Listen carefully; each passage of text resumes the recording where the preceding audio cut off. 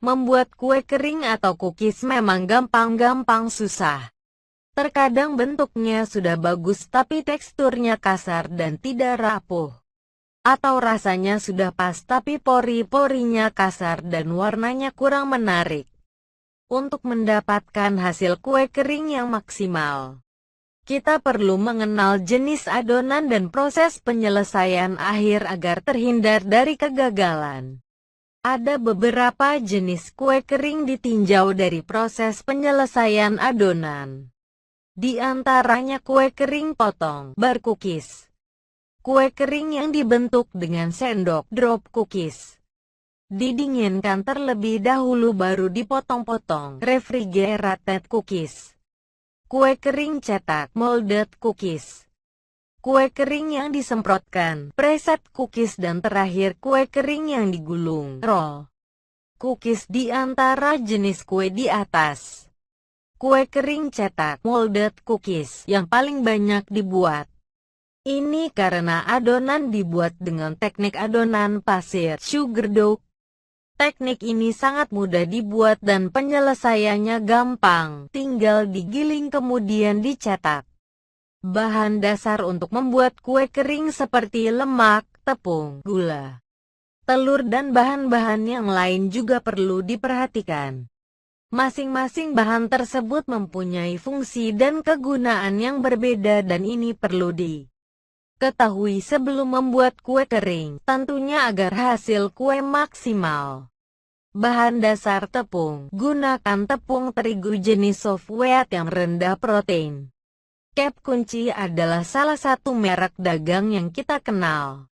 Terigu lunak ini biasanya berkadar protein 8-10% dan abu ash kurang dari 0,4%. Warna tepung ini sedikit gelap. Jika menggunakan tepung terigu jenis ini akan menghasilkan kue yang rapuh dan kering merata. Gula, untuk kue kering sebaiknya menggunakan gula halus. Jenis gula ini akan menghasilkan kue berpori-pori kecil dan halus.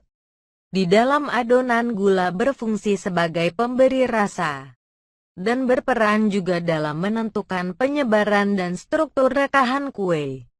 Untuk kue kering, sebaiknya menggunakan gula halus karena mudah dicampur dengan bahan-bahan lain dan menghasilkan tekstur kue dengan pori-pori kecil dan halus.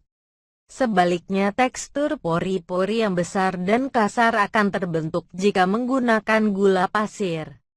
Gunakan gula sesuai ketentuan resep. Pemakaian gula yang berlebih menjadikan kue cepat menjadi browning akibat dari reaksi karamelisasi. Dampak yang lain, kue akan melebar sewaktu dipanggang. Lemak, untuk membuat kue kering Anda dapat menggunakan 3 jenis lemak: mentega, lemak hewani, margarin, lemak nabati dan shortening, pastry margarin. Gunakan lemak sebanyak 65-75% dari jumlah tepung. Presentase ini akan menghasilkan kue yang rapuh, kering, gurih dan warna kue kuning mengkilat. Untuk hasil rasa yang baik, pergunakan mentega 80% dan margarin 20%. Perbandingan ini akan menghasilkan rasa kue yang gurih dan lezat. Jangan menggunakan lemak berlebihan, akibatnya kue akan melebar. Sedangkan jumlah lemak terlalu sedikit akan menghasilkan kue bertekstur keras dengan rasa seret di mulut. Teknik pembuatan kue kering biasanya dibuat dari sugar dough atau adonan pasir. Cara membuatnya: tepung, lemak, telur, gula dan bahan-bahan lain diaduk menggunakan 2 buah pisau. Pengadukan dilakukan sampai terbentuk adonan yang berbutir-butir halus menyerupai pasir. Proses selanjutnya adalah adonan disatukan kemudian digiling dengan ketebalan setengah 1 cm. Jika Anda ingin membuat kue kering dengan adonan yang lebih lunak, pembentukan dilakukan setelah adonan didinginkan terlebih dahulu. Satu hal terpenting dalam membuat kue kering adalah hindari pengadukan dengan tangan yang terlalu lama, panas dari tangan akan mencairkan lemak dalam adonan.